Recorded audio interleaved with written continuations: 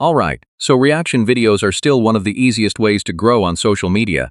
But the problem is, you usually need to record yourself reacting. Now with Dola AI, you can actually create AI-powered reaction videos without being on camera, so in 2026, let's go step by step and build one. First, pick a video or meme you want to react to. Now open Dola AI and go to the video creation section. Next, upload the video you want to react to. Now type your reaction script that the AI will say. Generate an AI voice using a tone like funny, shocked, or excited. Place the voiceover on the timeline and sync it with the video.